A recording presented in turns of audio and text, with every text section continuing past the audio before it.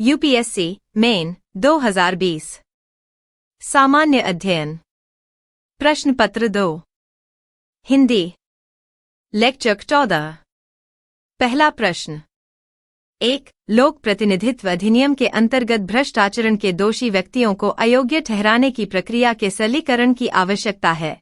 टिप्पणी कीजिए। उत्तर 150 शब्दों में दीजिए। इस प्रश्न का उत्तर इस प्रकार लिखा जा सकता है। लोक प्रतिनिधित्व अधिनियम के तहत भ्रष्ट आचरण के दोषी व्यक्तियों को अयोग्य ठहराने की प्रक्रिया में सरलीकरण की आवश्यकता इसलिए है ताकि लोकतांत्रिक प्रणाली की स्वच्छता और पारदर्शिता सुनिश्चित हो सके। वर्तमान में न्यायिक प्रक्रिया लंबी, जटिल और धीमी है, जिससे भ्रष्टाचार के दोषी उम्मीदवार चुनाव लड़ने में सक्षम रहते हैं। इससे जनता के विश्वास में कमी आती है और भ्रष्टाचार को बढ़ावा मिलता है।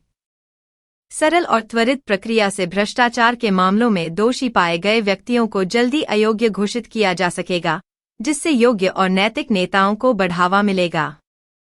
यह चुनावी व्यवस्था को पारदर्शी बनाएगा और राजनीतिक भ्रष्टाचार पर अंकुश लगाएगा। हालांकि, प्रक्रिया को सरल बनाते समय न्यायिक निष्पक्षता और उचित कानूनी अधिकारों की रक्षा भी आवश्यक है। इसलिए, ऐसी व्यवस्था होनी चाहिए जो तेजी से निर्णय दे, लेकिन न्याय संगत हो। इससे भारत में लोकतंत्र की गुणवत्ता बेहतर होगी और भ्रष्टाचार कम होगा। अगला प्रश्न 2. सूचना का अधिकार अधिनियम में किए गए हालिया संशोधन सूचना आयोग की स्वायत्तता और स्वतंत्रता पर गंभीर प्रभाव डालेंगे। विवेचना कीजिए। उत्तर 150 शब्दों में दीजिए। इस प्रश्न का उत्तर इस प्रकार लिखा जा सकता है। सूचना का अधिकार आरटीआई अधिनियम में हालिया संशोधनों ने सूचना आयोग की स्वायत्तता और स्वतंत्रता पर गंभीर प्रभाव डाला है। संशोधनों के तहत आयोग के अध्यक्ष और सदस्यों की नियुक्ति, कार्यकाल, वेतन और सेवा शर्तों को केंद्र सरकार के नियंत्रण में लाया गया है। इससे आयोग की स्वतंत्र निर्णय लेने की क्षमता प्रभावित हो सकती है और वह सरकार से प्रभावित हो सकती है। स्वतंत्र और निष्पक्ष सूचना आयोग लोकतंत्र में पारदर्शिता और जवाबदेही सुनिश्चित करता है। यदि आयोग की स्वतंत्रता सीमित हो जाती है, तो नागरिकों को सूचना प्राप्त करने में बाधा आ सकती है और भ्रष्टाचार, प्रशासनिक लापरवाही पर अंकुश लगाना कठिन हो जाएगा। इसलिए, सूचना आयोग की स्वायत्तता बनाए रखना आवश्यक है ताकि वह सरकार के खिलाफ भी निष्पक्ष जांच कर सके और जनता के अधिकारों की रक्षा कर सके। संशोधनों से पहले की स्थिति में सुधार कर आयोग की स्वतंत्रता सुनिश्चित करनी चाहिए, अन्यथा यह अधिनियम के मूल उद्देश्य पर सवाल उठाएगा। अगला प्रश्न 3. आपके विचार में सहयोग, स्पर्धा एवं संघर्ष ने किस प्रकार से भारत में महासंघ को किस सीमा तक आकार दिया है? अपने उत्तर को प्रमाणित करने के लिए कुछ हालिया उदाहरण उद्धृत कीजिए। उत्तर 150 शब्दों में दीजिए। इस प्रश्न का उत्तर इस प्रकार लिखा जा सकता है। भारत के महासंघ, फेडरेशन, का स्वरूप सहयोग, स्पर्धा और संघर्ष के संतुलन पर निर्भर है। सहयोग के माध्यम से केंद्र और राज्य सरकारें विभिन्न क्षेत्रों में सामंजस्य बनाती हैं, जैसे विकास योजनाओं और केंद्र राज्य समन्वय समितियों के जरिए। स्पर्धा भी होती है, जैसे संसाधनों और अधिकारों के लिए लड़ाई, जो राज्यों को स्वायत्तता की ओर प्रेरित करती है। संघर्ष तब उत्पन्न होता है जब केंद्र और राज्य के बीच शक्तियों के वितरण को लेकर मतभेद होते हैं। हाल के उदाहरणों में केंद्र और राज्यों के बीच किसानों के बिल, कोविड-19 प्रबंधन और धर्मांतरण कानून जैसे मुद्दों पर टकराव देखे गए हैं। इसके साथ ही केंद्र राज्य सहयोग से राष्ट्रीय डिजिटल मिशन, स्वच्छ भारत अभियान जैसे योजनाओं को सफल बनाया गया है। इस प्रकार सहयोग, स्पर्धा और संघर्ष ने भारत के महासंघ को लचीला, जीवंत और लोकतांत्रिक रूप दिया है, जो विविधता में एकता की नींव है। अगला प्रश्न 4. हाल के समय में भारत और यूके की न्यायिक व्यवस्थाएं अभिसरणीय एवं अपसरणीय होती प्रतीत हो रही हैं। दोनों राष्ट्रों की न्यायिक कार्यप्रणालियों के आलोक में अभिसरण तथा अपसरण के मुख्य बिंदुओं को आलोकित कीजिए। उत्तर 150 शब्दों में दीजिए। इस प्रश्न का उत्तर इस प्रकार लिखा जा सकता है। भारत और यूके की न्यायिक व्यवस्थाएं ऐतिहासिक और संरचनात्मक रूप से गहरे जुड़ी हुई हैं, इसलिए उनमें अभिसरण और अपसरण दोनों प्रवृत्तियां देखी जा सकती हैं। अभिसरण का मुख्य कारण भारत का ब्रिटिश न्यायिक प्रणाली से प्रेरित होना है, जिसमें संवैधानिक ढांचा, न्यायाधीशों की नियुक्ति, सामान्य कानून, कॉमन लॉ और न्यायिक समीक्षा जैसे तत्व समान हैं। इसके अलावा दोनों देशों में न्यायिक स्वतंत्रता और विधि के शासन की प्राथमिकता भी साझा है। वहीं अपसरण के दृष्टिकोण से देखा जाए तो भारत की न्यायिक व्यवस्था में सामाजिक संदर्भ, बहुभाषीयता, विविध सांस्कृतिक पृष्ठभूमि और संवैधानिक प्रावधानों के चलते अदालती प्रक्रियाओं में कुछ भिन्नताएं हैं। भारत में लोकहित याचिका, न्यायालयीन सक्रियता जैसी अवधारणाएं अधिक विकसित हैं, जबकि यूके में न्यायिक प्रक्रियाएं तुलनात्मक रूप से अधिक सुसंगठित और केंद्रित हैं। अतः दोनों न्यायिक व्यवस्थाओं में मूलभूत समानताएं हैं, पर सामाजिक राजनीतिक परिवेश और संवैधानिक स्वरूप के कारण कुछ भिन्नताएं भी विद्यमान हैं, जो अभिसरण एवं अपसरण दोनों को दर्शाती हैं। अगला प्रश्न 5. एकदा स्पीकर, सदैव स्पीकर। क्या आपके विचार में लोकसभा अध्यक्ष पद की निष्पक्षता के लिए इस कार्यप्रणाली को स्वीकारना चाहिए? भारत में संसदीय प्रयोजन की सुदृढ़ कार्यशैली के लिए इसके क्या परिणाम हो सकते हैं? उत्तर 150 शब्दों में दीजिए। इस प्रश्न का उत्तर इस प्रकार लिखा जा सकता है। एकदा स्पीकर, सदैव स्पीकर की कार्यप्रणाली का मतलब है कि लोकसभा अध्यक्ष का पद छोड़ने के बाद भी उन्हें अध्यक्ष के रूप में सम्मानित किया जाए। निष्पक्षता के संदर्भ में यह दृष्टिकोण विवादास्पद हो सकता है। एक लोकसभा अध्यक्ष से अपेक्षा की जाती है कि वे पूर्णतः निष्पक्ष और सभी दलों के प्रति तटस्थ रहें, लेकिन पद छोड़ने के बाद राजनीतिक सक्रियता या पक्षपात की आशंका बनी रह सकती है। इस कार्यप्रणाली को स्वीकार करने से संसदीय लोकतंत्र की तटस्थता प्रभावित हो सकती है, क्योंकि यह अध्यक्ष की निष्पक्षता पर सवाल खड़ा करता है।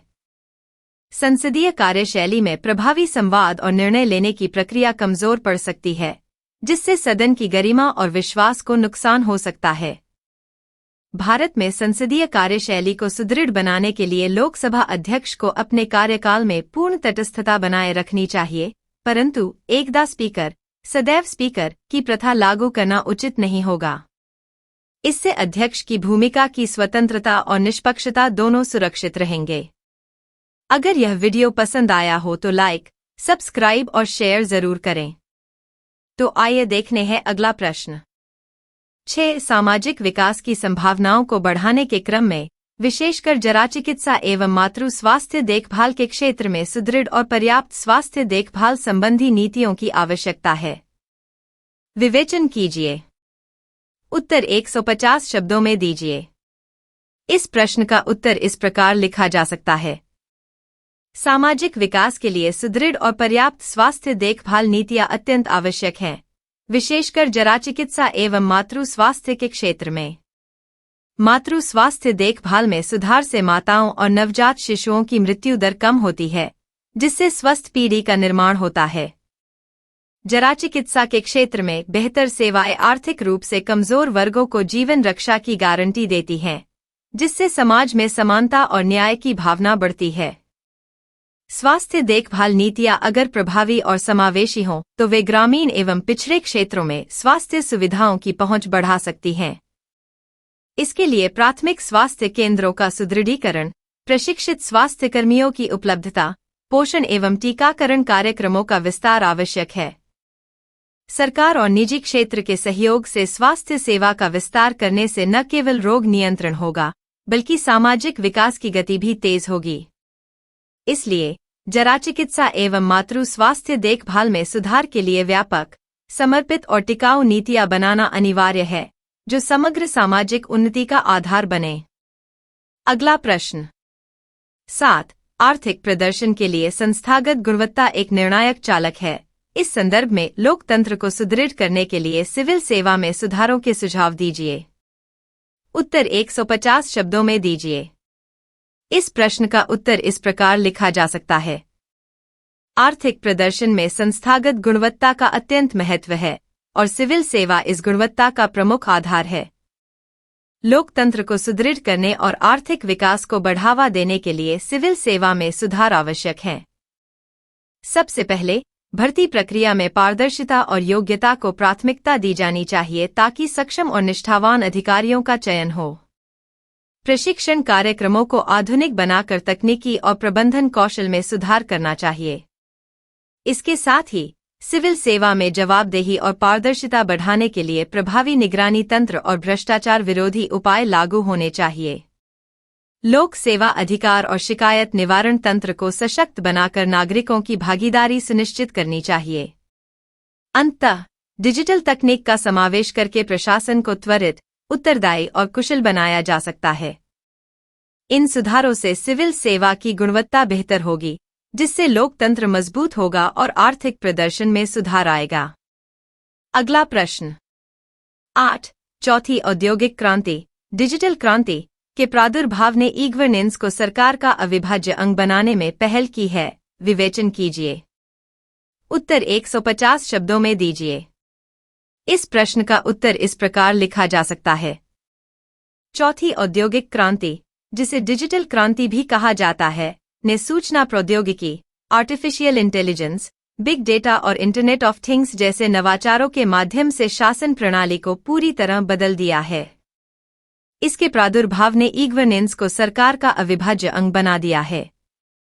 ई गवर्नेंस के जरिए सरकारी सेवाएं डिजिटल माध्यम से नागरिकों तक तेज, पारदर्शी और सुगमता से पहुंचती हैं।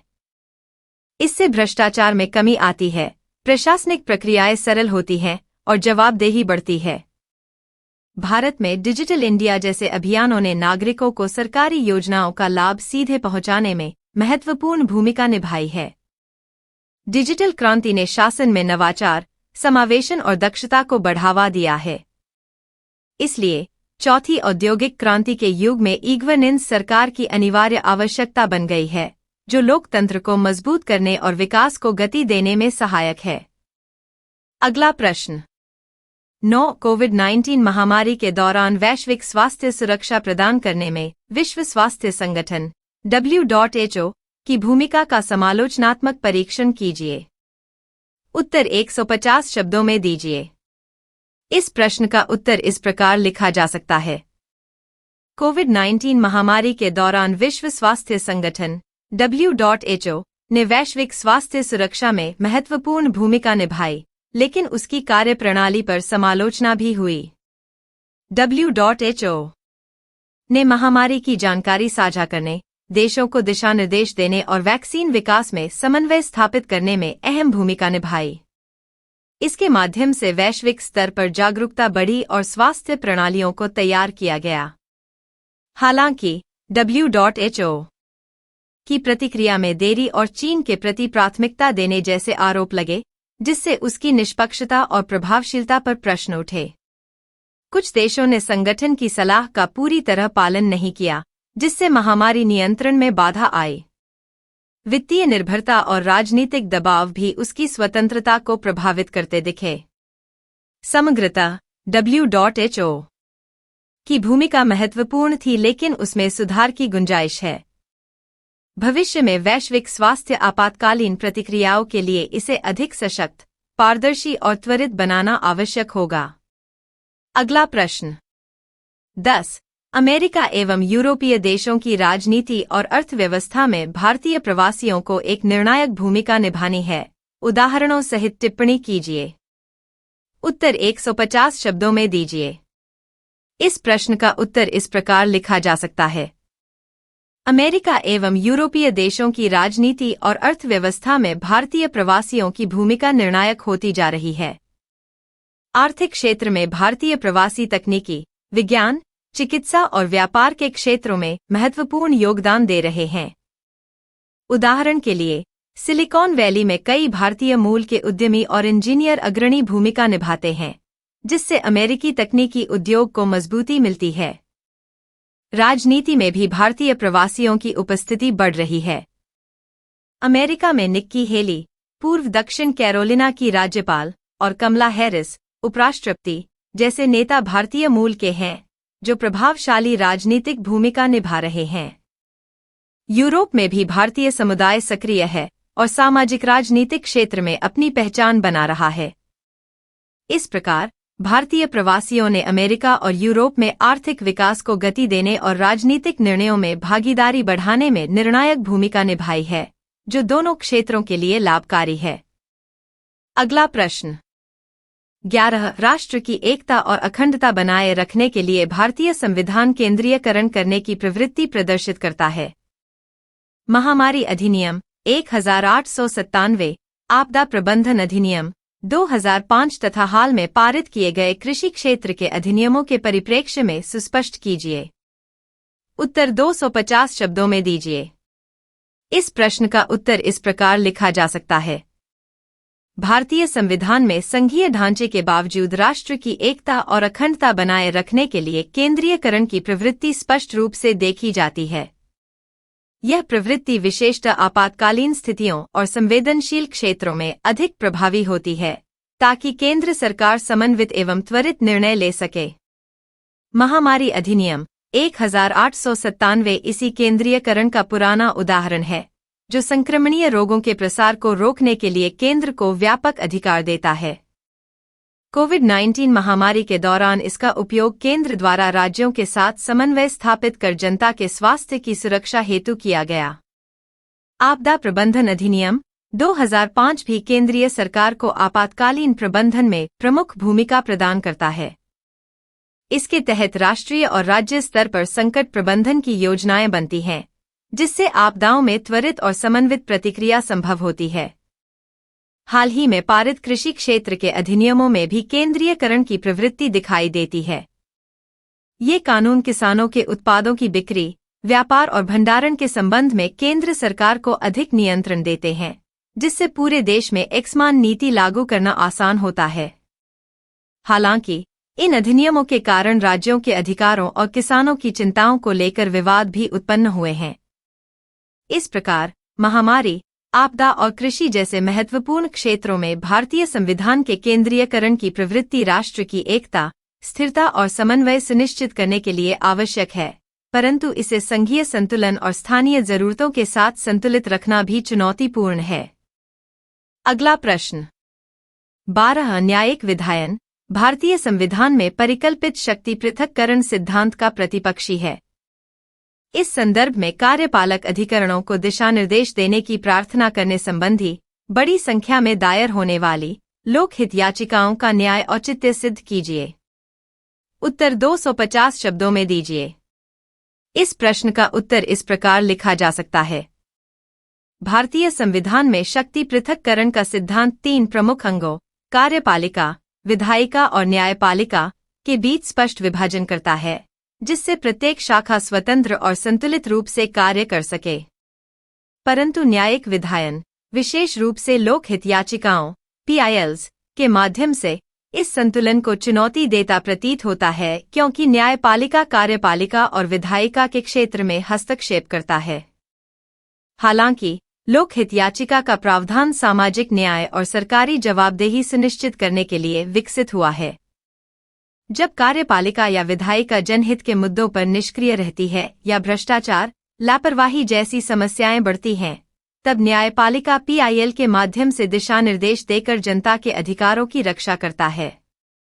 यह न्यायिक सक्रियता लोकतंत्र की मजबूती का प्रतीक है, जिससे कमजोर वर्गों को न्याय मिलने में सहायता मिलती है।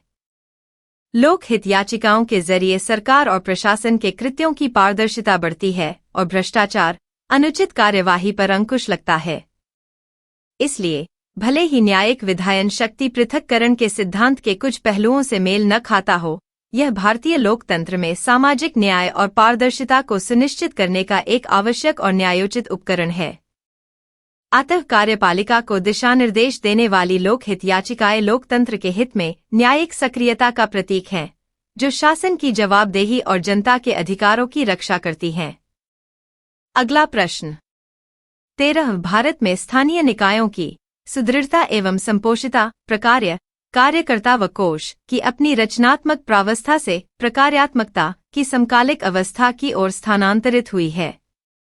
हाल के समय में प्रकार्यात्मकता की दृष्टि से स्थानीय निकायों द्वारा सामना की जा रही अहम चुनौतियों को आलोकित कीजिए। उत्तर 250 शब्दों में दीजिए। इस प्रश्न का उत्तर इस प्रकार लिखा जा सकता है। भारत में स्थानीय निकायों की सुदृढ़ता और संपोषिता का विकास प्राचीन काल से प्रारंभ होकर आज प्रकार्यात्मकता की समकालिक अवस्था तक पहुंचा है। प्रारंभिक चरण में स्थानीय निकायों का स्वरूप मुख्यतः पारंपरिक संस्थाओं जैसे ग्राम सभा और पंचायतों के रूप में था, जहां प्रबंधकीय कार्य और कार्यकर्ता सीमित और स्वैच्छिक थे। कोषीय संसाधनों की भी कमी थी, जिससे उनकी प्रभावशीलता सीमित रहती थी। हाल के समय में 73वें और 74वें संविधान संशोधन ने स्थानीय स्वशासन को संवैधानिक दर्जा दिया, जिससे प्रकार्यात्मकता को बढ़ावा मिला। हालांकि वर्तमान में स्थानीय निकाय कई महत्वपूर्ण चुनौतियों का सामना कर रहे हैं। पहला, वित्तीय असमानता और संसाधनों की कमी। अधिकांश स्थानीय निकायों को पर्याप्त कोष नहीं मिल पाते, जिससे विकास कार्य प्रभावित होते हैं। दूसरा, कार्यकर्ताओं और अधिकारियों की क्षमता में कमी तथा भ्रष्टाचार स्थानीय शासन की कार्यक्षमता को कम करता है। तीसरा, केंद्र और राज्य सरकारों के बीच अधिकारों का अस्पष्ट बंटवारा और राजनीतिक हस्तक्षेप स्थानीय निकायों की स्वायत्तता को कमजोर करता है। चौथा, तकनीकी और डिजिटलीकरण की कमी से योजना क्रियान्वयन में बाधाएं उत्पन्न होती हैं।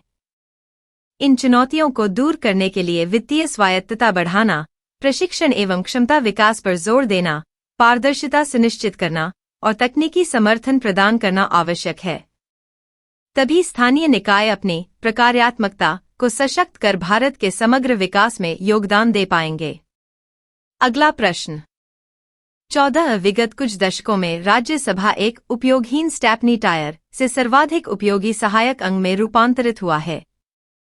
उन कारकों तथा क्षेत्र को आलोकित कीजिए जहां यह रूपांतरण दृष्टिगत हो सकता है। उत्तर 250 शब्दों में दीजिए। इस प्रश्न का उत्तर इस प्रकार लिखा जा सकता है। विगत कुछ दशकों में राज्यसभा का स्वरूप उपयोगहीन स्टेपनी टायर से बदलकर एक महत्वपूर्ण और उपयोगी सहायक अंग बन गया है।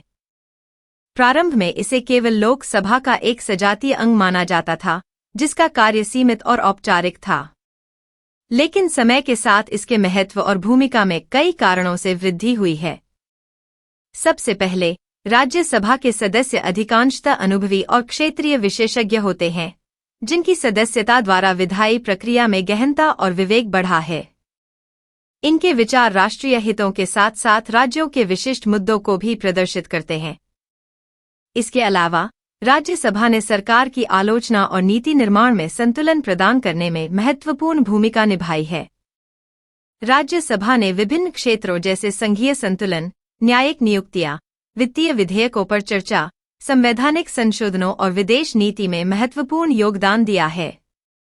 उदाहरण स्वरूप, कई संवैधानिक संशोधनों और विवादित विधेयकों पर राज्यसभा की समीक्षा ने उनकी गुणवत्ता और व्यापकता को बढ़ाया है।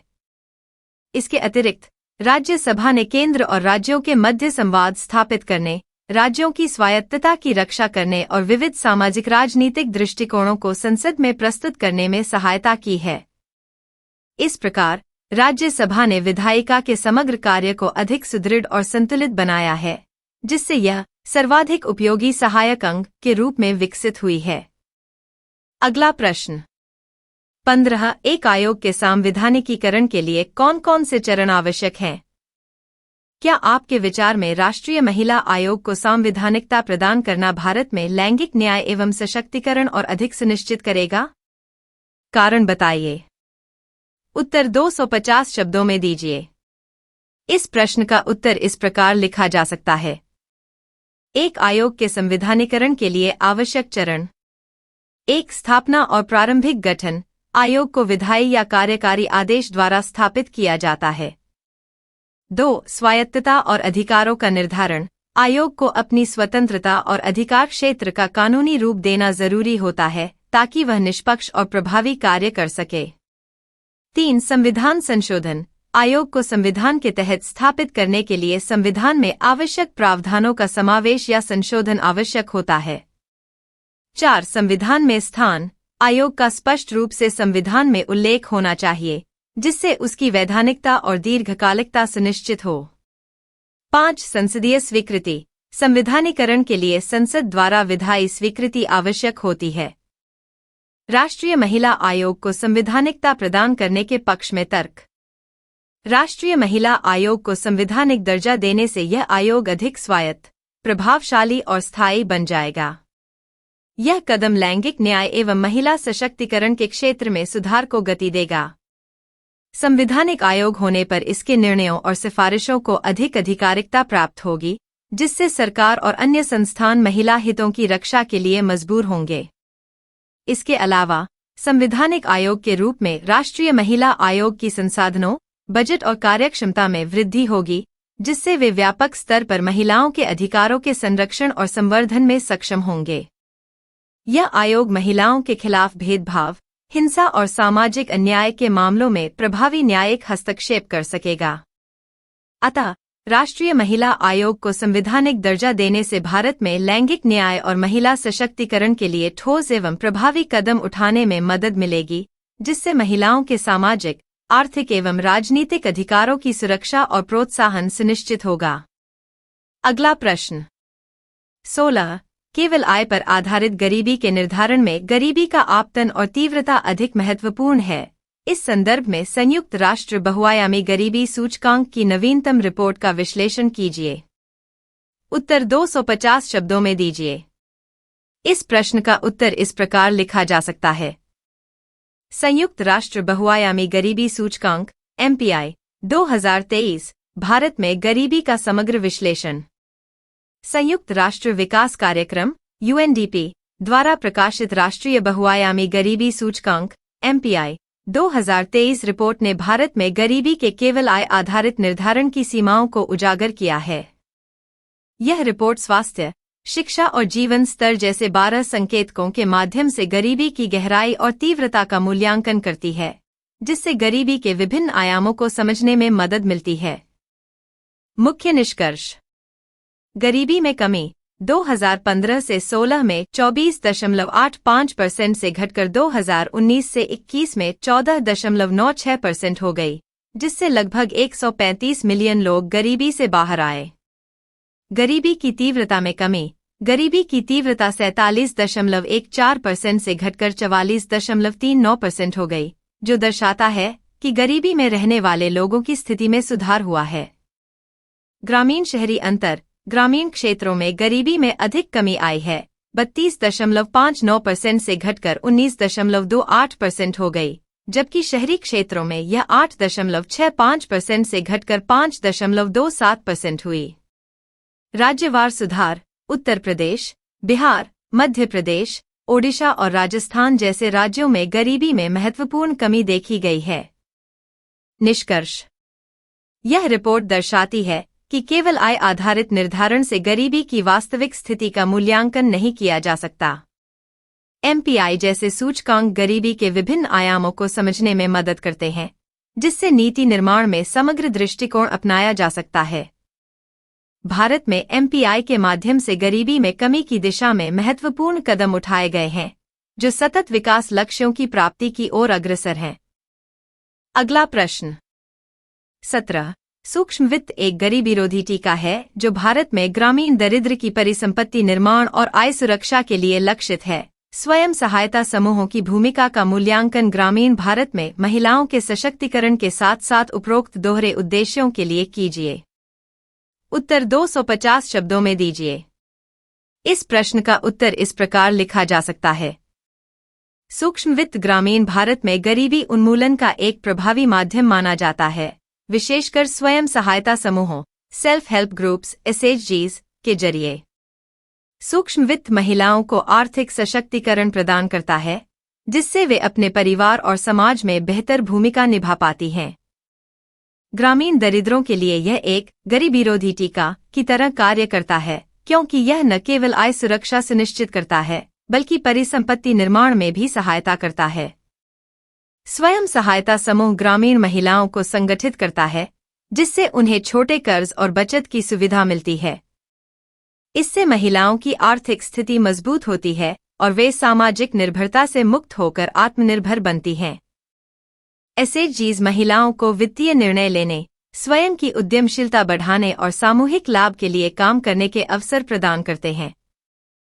इसके अलावा SHGs ग्रामीण महिलाओं को सामाजिक न्याय, शिक्षा, स्वास्थ्य, एवं नेतृत्व के क्षेत्र में भी जागरूक करते हैं, जिससे उनका समग्र विकास होता है।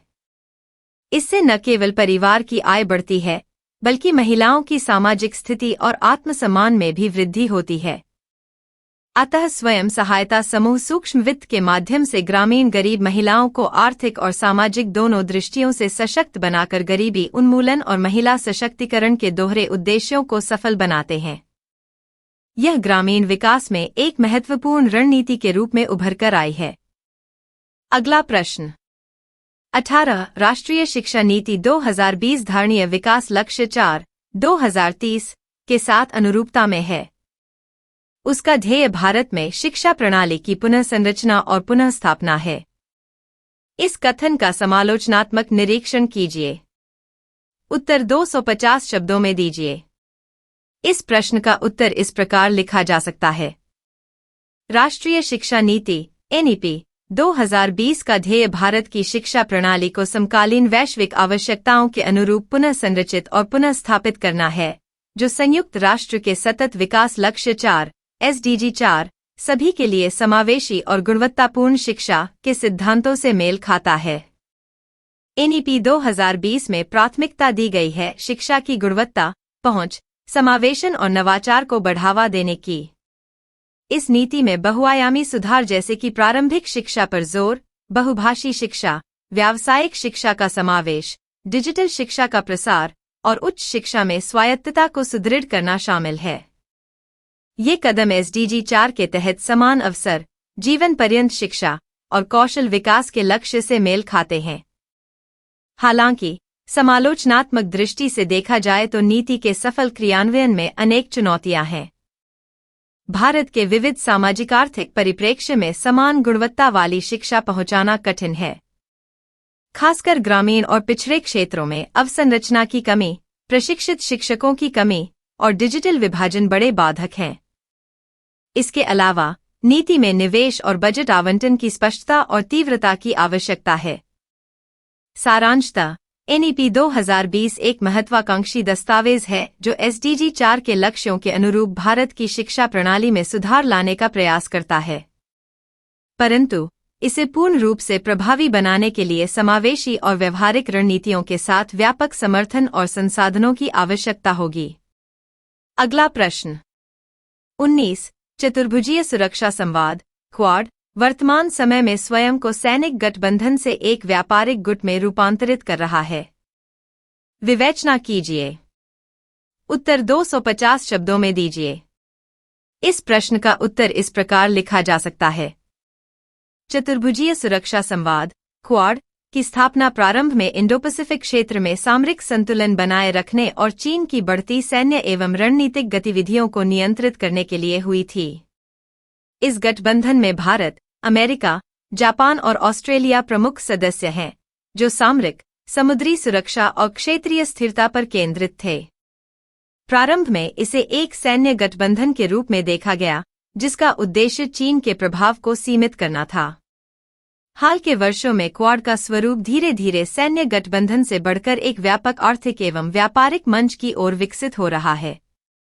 सदस्य देश अब आर्थिक सहयोग, तकनीकी साझेदारी, जलवायु परिवर्तन, स्वास्थ्य सुरक्षा और आपूर्ति श्रृंखला सुरक्षा जैसे गैर सैन्य क्षेत्रों पर अधिक जोर दे रहे हैं। उदाहरण के तौर पर, क्वाड देशों ने आपूर्ति श्रृंखला में पारदर्शिता बढ़ाने और तकनीकी नवाचार को बढ़ावा देने के लिए साझेदारियां स्थापित की हैं। यह परिवर्तन क्वाड के बहुआयामी दृष्टिकोण को दर्शाता है, जो केवल सैन्य शक्ति पर निर्भर नहीं, बल्कि व्यापार, तकनीकी सहयोग और क्षेत्रीय विकास में सामूहिक प्रयासों पर आधारित है। इससे यह संगठन वैश्विक राजनीतिक आर्थिक परिदृश्य में एक मजबूत और स्थिर गुट के रूप में उभर रहा है। इस प्रकार, क्वाड ने स्वयं को सैनिक गठबंधन से आगे बढ़कर एक समग्र व्यापारिक एवं रणनीतिक समूह में रूपांतरित किया है, जो 21वीं सदी के बहुआयामी वैश्विक चुनौतियों का सामना करने के लिए तैयार है। अगला प्रश्न 20 भारत रूस रक्षा समझौतों की तुलना में भारत अमेरिका रक्षा समझौतों की क्या महत्ता है? हिंद प्रशांत महासागरीय क्षेत्र में स्थायित्व के संदर्भ में विवेचना कीजिए। उत्तर 250 शब्दों में दीजिए। इस प्रश्न का उत्तर इस प्रकार लिखा जा सकता है। भारत रूस और भारत अमेरिका रक्षा समझौतों की तुलना एवं हिंद प्रशांत क्षेत्र में स्थायित्व की दृष्टि से महत्ता। भारत रूस रक्षा संबंध परंपरागत, दीर्घकालिक और व्यापक रहे हैं। रूस से भारत को भारी हथियार, युद्धक विमान, मिसाइल प्रणाली और परमाणु तकनीक मिलती रही है, जो भारत की सैन्य क्षमता का आधार हैं। भारत रूस समझौते रणनीतिक स्वायत्तता बनाए रखने में सहायक हैं, क्योंकि रूस की बहुआयामी वैश्विक नीति भारत को विकल्प प्रदान करती है। इसके विपरीत, भारत अमेरिका रक्षा सहयोग हाल के दशकों में तेजी से बढ़ा है। इसमें तकनीकी हस्तांतरण, संयुक्त सैन्य अभ्यास, सामरिक सूचना साझा करना और क्षेत्रीय सुरक्षा सहयोग शामिल हैं। भारत अमेरिका समझौते हिंद प्रशांत क्षेत्र में सामरिक संतुलन बनाए रखने और चीन की विस्तारवादी नीतियों को सीमित करने में अहम भूमिका निभाते हैं। इसके तहत मालाबार अभ्यास जैसे संयुक्त समुद्री अभ्यास भारत, अमेरिका, जापान और ऑस्ट्रेलिया के बीच सामरिक सहयोग को मजबूत करते हैं। हिंद प्रशांत महासागरीय क्षेत्र में भारत अमेरिका रक्षा संबंधों की महत्ता इसलिए भी बढ़ जाती है क्योंकि यह क्षेत्र वैश्विक व्यापार, ऊर्जा मार्गों और समुद्री सुरक्षा के लिए रणनीतिक रूप से महत्वपूर्ण है। भारत अमेरिका सहयोग क्षेत्र में स्थायित्व, खुली समुद्री सुरक्षा और नियम आधारित अंतर्राष्ट्रीय व्यवस्था के लिए बल देता है। संक्षेप में, भारत रूस रक्षा समझौते भारत की पारंपरिक सैन्य क्षमता और रणनीतिक स्वायत्तता सुनिश्चित करते हैं, जबकि भारत अमेरिका रक्षा समझौते क्षेत्रीय सामरिक संतुलन, आर्थिक सुरक्षा और हिंद प्रशांत क्षेत्र में स्थायित्व बनाए रखने के लिए निर्णायक हैं। दोनों संबंध भारत की बहुआयामी विदेश नीति और क्षेत्रीय सुरक्षा रणनीति के अभिन्न अंग हैं।